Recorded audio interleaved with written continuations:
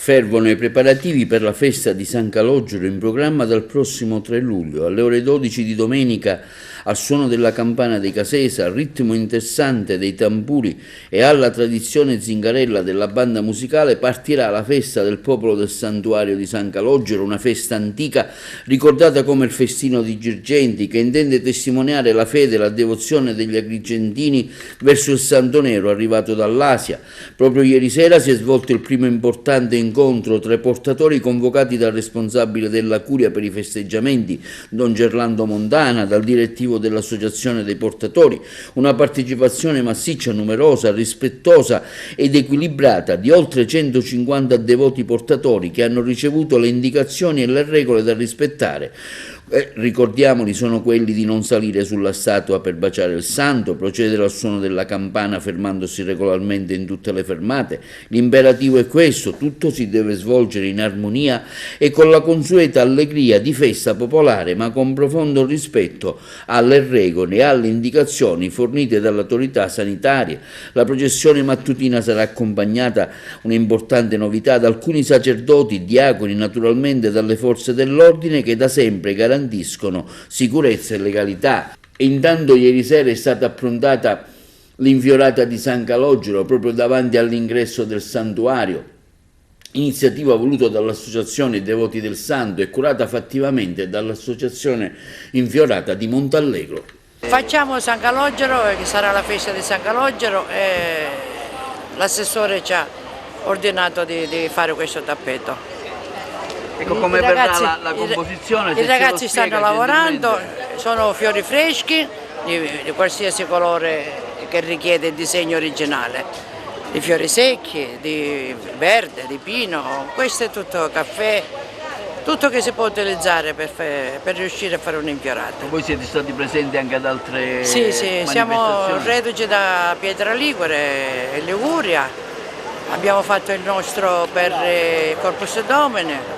Ora ne faremo uno per il Cammino di Santiago.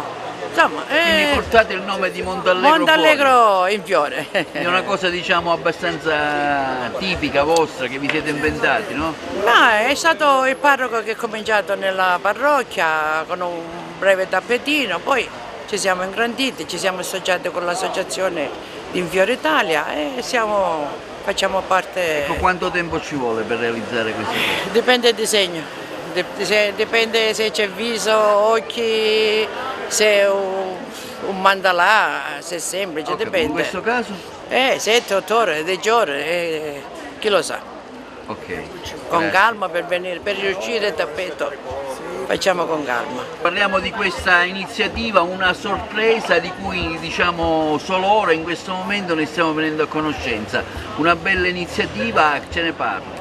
Sì, ha detto bene, questa è una sorpresa che l'Associazione Devoti Portatori in primis ha voluto portare avanti per i festeggiamenti in onore di San Calogero. Il consigliere comunale Gerlando Piparo, devo dire, si è impegnato fra tutti affinché portasse questa novità quest'anno per la festa di San Calogero dell'infiorata dedicata proprio appunto a San Calogero. Quindi oggi questa sorpresa qui davanti al Sagrato di San Calogero, già decine di operatori e di artigiani si stanno adoperando affinché quest'opera da domani sarà visibile per tutta la città. L'amministrazione comunale di Agrigento chiaramente a sostegno e a supporto della festa di San Calogero nella sua interezza e con il Venera Villa che sarà celebrato giorno 1 sarà partecipe e sosterrà anche economicamente la festa di San Calogero per promuovere il nostro territorio e la nostra città di Agrigento e dimostrare anche la fede della città e l'attaccamento a questo santo che tanto è amato da Agrigenti. Quindi resterà per tutta la durata della festa questo? Resterà chiaramente, no, l'infiorata purtroppo per motivi logistici durerà fino a sabato perché i fiori chiaramente non possono durare tantissimi giorni e anche perché domenica poi per permettere l'uscita del santo verrà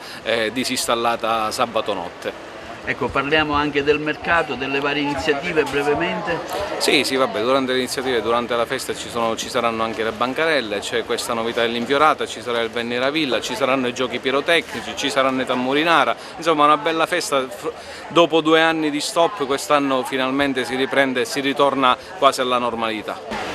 Sì, è una manifestazione prima di tutto religiosa, che è diciamo, organizzata dall'Associazione Portatori, da tutti i devoti, ed è una festa, diciamo, una festa inviorata per dare quest'anno un tocco diciamo, di originalità, ma anche diciamo, di colore, diciamola così.